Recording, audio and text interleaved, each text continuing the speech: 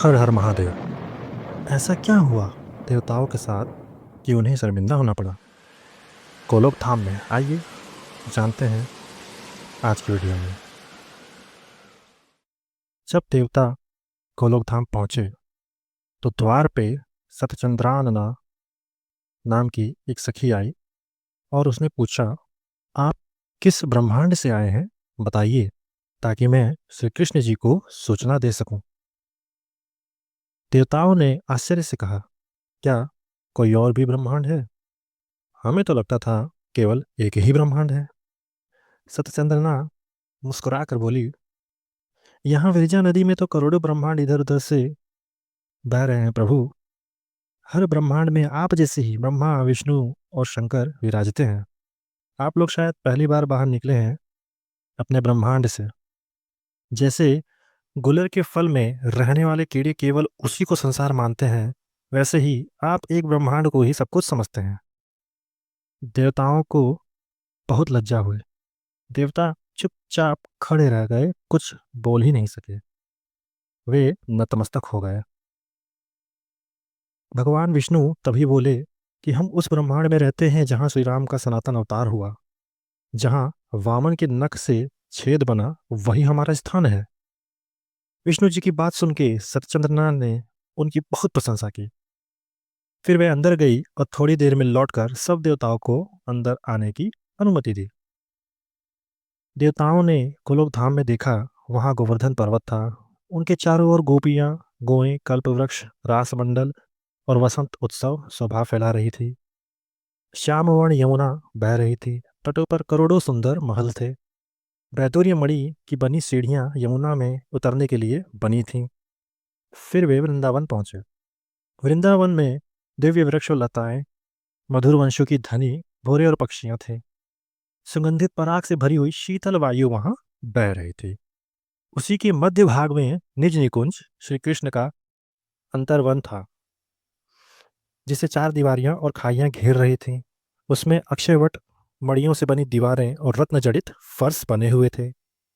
वहां करोड़ों चंद्रमाओं की तरह प्रकाशमान छतरियां थीं। दिव्य पताकाएं और फूलों से सजी गलियां थीं। गोपियां अरुण पीले वस्त्र, चमकते आभूषण और चूड़ामणि धारण किए थीं। रत्न जटित गिलारियों से इधर उधर दौड़ती थीं। उनके नुपुर करधनी मधुर ध्वनि कर रहे थे। दिव्य आभूषणों से सजी गायें, श्वेत पर्वत जैसी दूध देने वाली गौं के शरीर पर युवतियों के हाथों के रंगीन छाप छपे थे। बछड़े हिरणों जैसे छलांग भरते थे। गौवंश में विशाल काय सांड भी थे, जो धर्म के प्रतीक माने जाते हैं।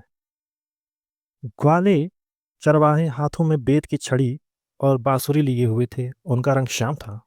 वे मधुर स्वर में श्री कृष्ण की लीलाओं का गायन कर रहे थे। उनके गायन से कामदेव भी मोहित हो जाता। फिर वे आगे बढ़े, अंदर गए। अंदर जाते ही उन्होंने देखा, 1,000 दलों वाला विशाल कमल प्रकाश की तरह चमक रहा था। उस पर 16 दलीय कमल और फिर उसके ऊपर 8 दलीय कमल था। इसके ऊपर थी एक चमकता हुआ दिव्य सिंहासन। वह सिंहासन 3 सीढ़ियों से बना था।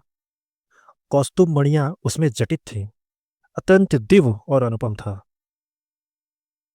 उसी के ऊपर था श्री कृष्ण और राधा जी का सिंहासन, जहाँ पे 8 दिव्य सखियां जैसे मोहिनी आदि थीं। 8 गोपाल बालक जैसे सीतामा आदि सेवा में खड़े थे। सफेद पंखों से हवा कर रहे थे और कोटि चंद्रमाओं जैसे छत्र उनकी सेवा में लगे हुए थे। श्री कृष्ण के वाम भाग में श्री राधा विराजमान थी। उन्होंने बांसुरी ली थी और दाहिनी पैर टेक लगाकर रखी थी। श्री कृष्ण का शरीर मेघ के समान श्याम वर्ण, कमल दल जैसी बड़ी आंखें, घुटनों तक भुजाएं, पीले वस्त्र, वनमाला जिसमें भौरे गुनगुना रहे थे और मनोहर मुस्कान, भुटुक विलास जैसी, जिससे अनेक कामदेवता भी मोहित हो जाते। शरीर पर श्रीवत्स चिन्ह था, मूल्यवान करीटी, कुंडल, बाजूबंद, हार, कदम्ब फूलों की वनमाला तथा घुंघरू और कड़ा था। श्री कृष्ण के दर्शन करके देवता आनंद में मग्न हो गए। उनके आंखों से अश्रुधारा बहने लगी। उन्होंने हाथ जोड़कर परम पूज्य परमेश्वर के सामने अपना शीश नवाया और प्रणाम किया। यहीं पे दूसरे अध्याय का दूसरा भाग हम अंत करते हैं। अगर आपको वीडियो अच्छा लगा हो तो लाइक करें और आगे और भी ऐसे ही वीडियो देखने के लिए सब्सक्राइब करें, क्योंकि आगे आने वाले समय में श्री कृष्ण की लीला दिखेगी जो तीसरे अध्याय में है। हर हर महादेव।